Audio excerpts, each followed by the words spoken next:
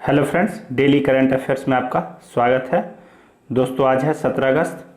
तो आज करेंगे हम लोग 17 अगस्त 2020 के मोस्ट इम्पॉर्टेंट करंट अफेयर्स। आप इस करंट अफेयर्स का पीडीएफ वीडियो के डिस्क्रिप्शन में दिए गए लिंक से प्राप्त कर सकते हैं। तो आइए शुरू करते हैं। यदि आप हमारे चैनल पर नए हैं तो चैनल को सब्सक्राइब कीजिए और बेल आइकन को प्रेस कीजिए।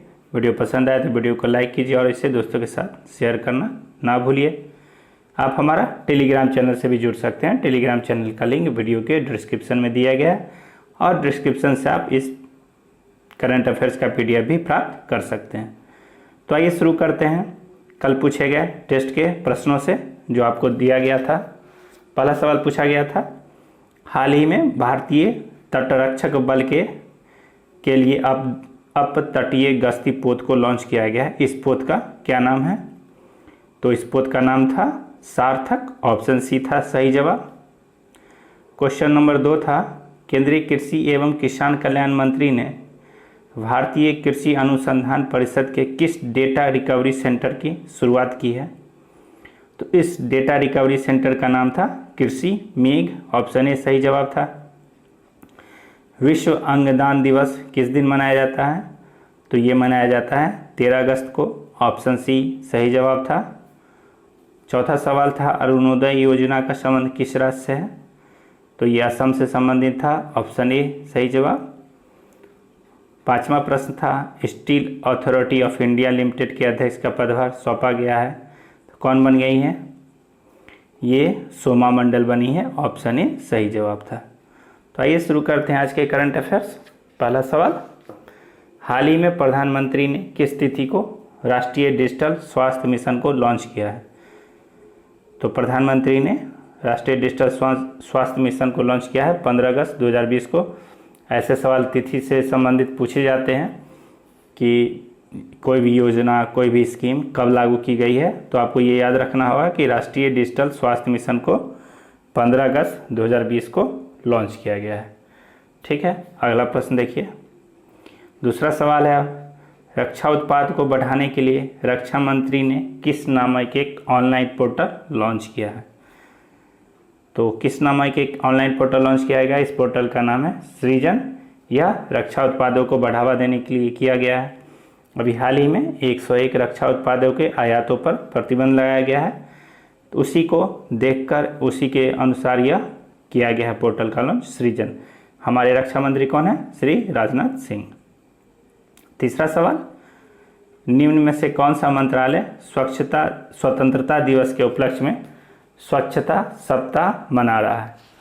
तो कौन सा मंत्रालय यह मना रहा है स्वच्छता सप्ताह? यह मना रहा है रेलवे मंत्रालय।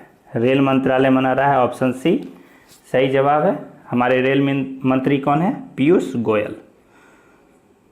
चौथा प्रश्न है, हाल ही में केंद्रीय जल आयोग ने बाढ़ पूर्वानुमान की पहल शुरू करने के लिए किस कंपनी के साथ साझेदारी की है? तो किस कंपनी के साथ साझेदारी की है केंद्रीय जल आयोग? इसने गूगल के साथ साझेदारी की है। केंद्रीय जल आयोग जल शक्ति मंत्रालय के अंतर्गत काम करता है। ठीक है, जल शक्ति मंत्री कौन है? श्री गजेंद्र सिंह शेखावत। और गूगल के सीईओ कौन है? सुंदर पिचाई। ठीक है, पांचवा प्रश्न है, सुरेश रैना ने अंतर्राष्ट्रीय क्रिकेट से संन्यास की घोषणा की है। इन्होंने कितने अंतर्राष्ट्रीय क्रिकेट मैच खेला है? तो अंतर्राष्ट्रीय क्रिकेट मैच का मतलब यहाँ हो जाता है ओडीआई, T20 प्लस टेस्ट। तो कुल मिलाकर इन तीनों का जोड़ कितने इन्होंने खेला है? ये खेले हैं 322 मैच को। 322 मैचों में 18 टेस्ट, 226 ओडीआई और 78 T20। तो कुल 322 मैच इन्होंने खेला है। ठीक है, अगला सवाल देखिए। यह चेन्नई सुपर किंग्स के लिए आईपीएल में खेलते हैं, चेन्नई सुपर किंग्स की तरफ से। अगला सवाल, भारतीय टीम के पूर्व कप्तान महेंद्र सिंह धोनी ने अंतर्राष्ट्रीय क्रिकेट से संन्यास की घोषणा की है। इन्होंने कितने मैच में भारत की कप्तानी की है? तो यहाँ कप्तानी पूछ रहा है कि इन्होंने कितने मैच में भारत की कप्तानी की है। तो इन्होंने भारत की कप्तानी कुल 332 मैचों में की है, जिसमें 200 ODI, 72 T20 और 60 टेस्ट मैचों में इन्होंने भारत की कप्तानी की है और कुल मैच इन्होंने 537 खेला है। ठीक है, यह कहाँ के रहने वाले थे? यह झारखंड रांची के रहने वाले थे। ठीक है, इन्होंने अपने करियर की शुरुआत बांग्लादेश के साथ की थी।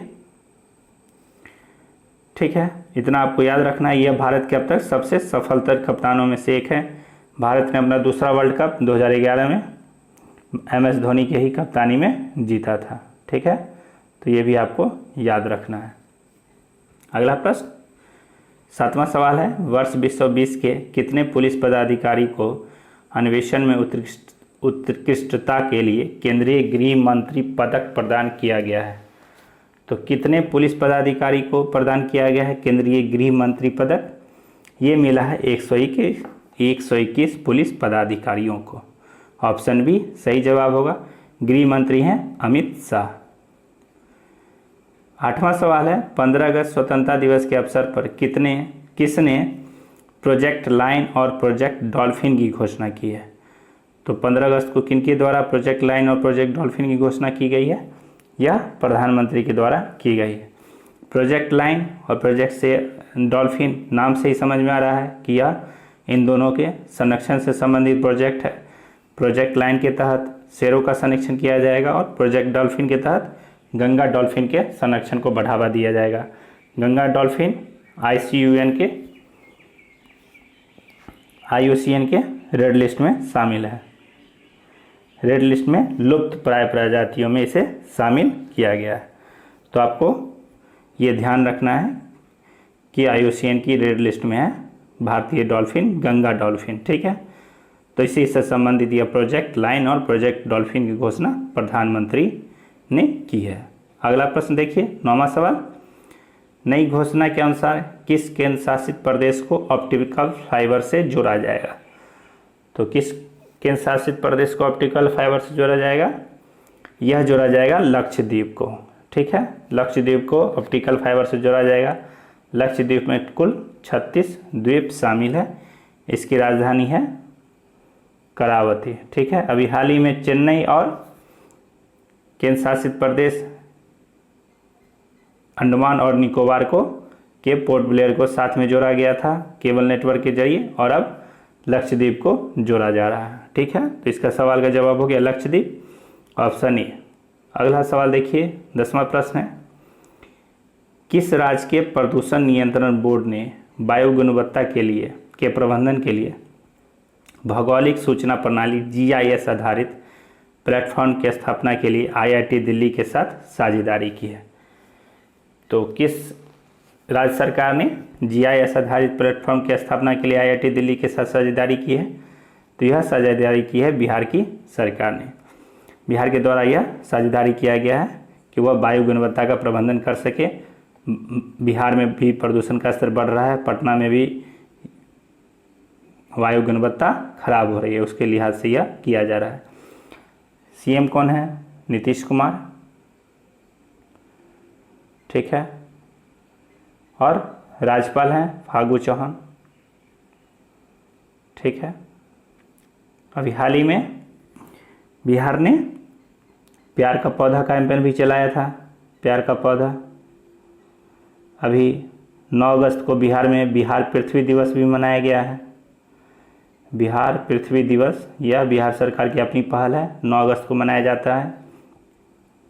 अभी बिहार सरकार ने एक संजीवन नामक ऐप भी लॉन्च किया था। संजीवन नामक एक यह ऐप था कोविड-19 से प्रबंधन के लिए।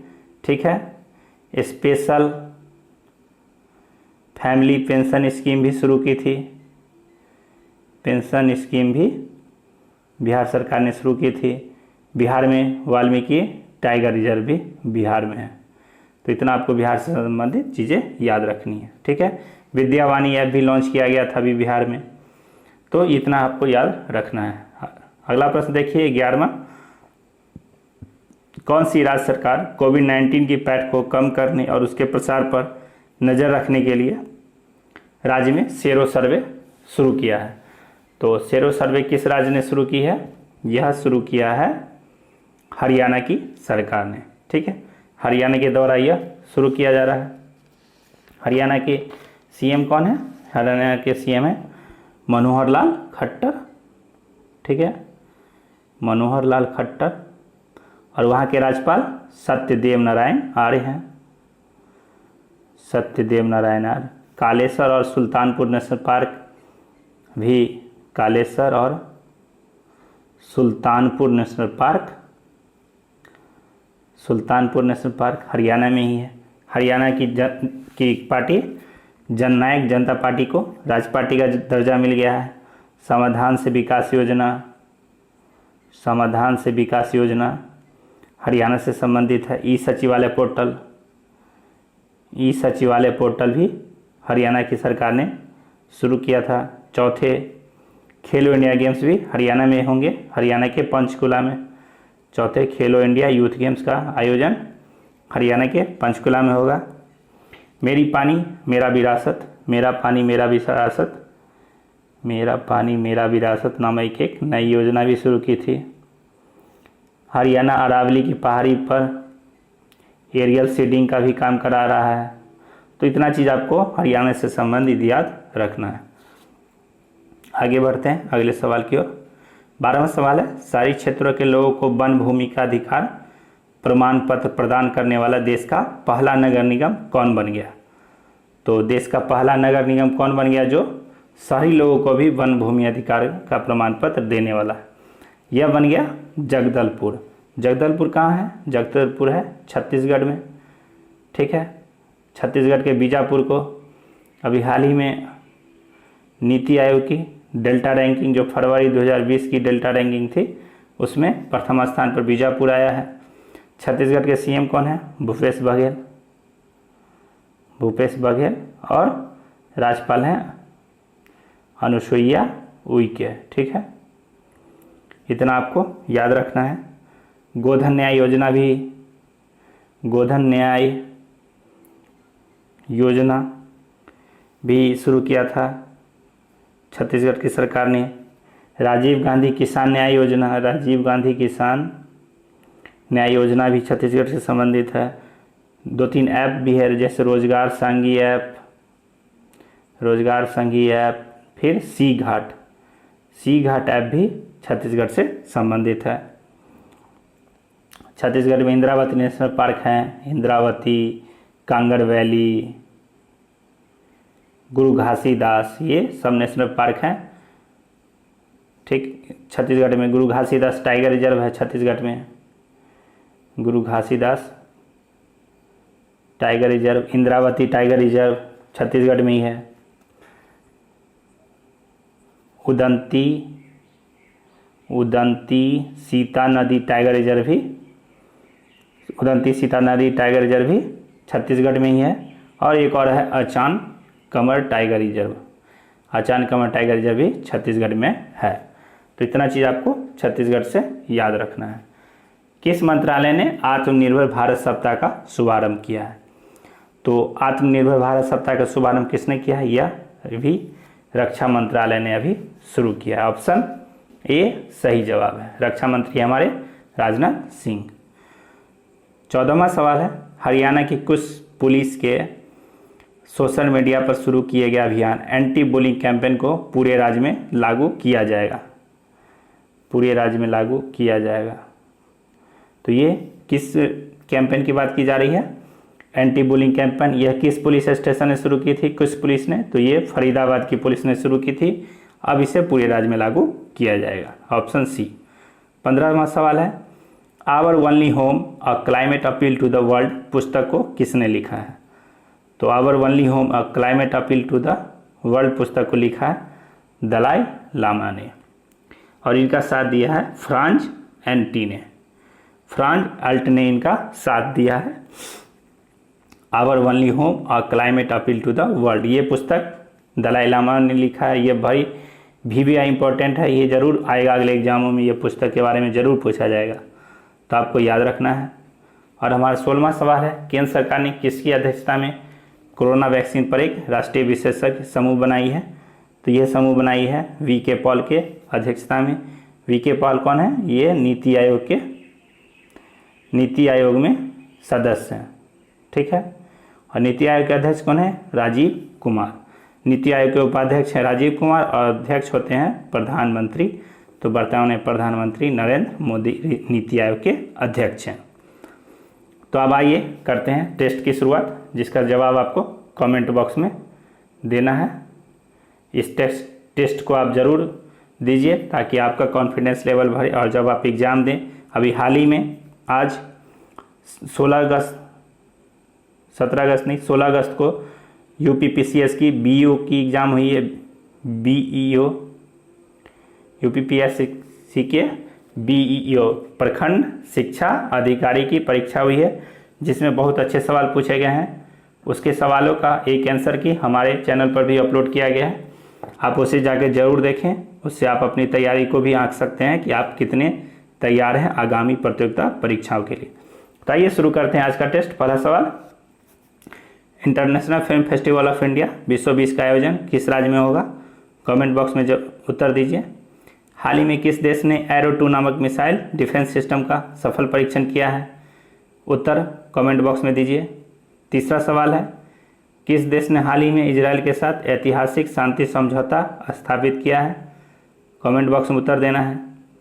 हाल ही में सुप्रीम कोर्ट ने किस वरिष्ठ वकील को न्यायालय की अवमानना मामले में दोषी करार दिया गया है? उत्तर कमेंट बॉक्स में दीजिए। और पांचवा सवाल है, आवास और शहरी मामलों के मंत्रालय ने हाल ही में किस योजना के तहत राज्यों की रैंकिंग जारी की है? तो इसी के साथ आज का ये वीडियो समाप्त करते हैं। कल फिर मिलते हैं एक नए वीडियो के साथ, नए प्रश्नों के साथ। तब तक जुड़े रहें हमारे चैनल से। Thank you for watching Anshika education. Stay tuned.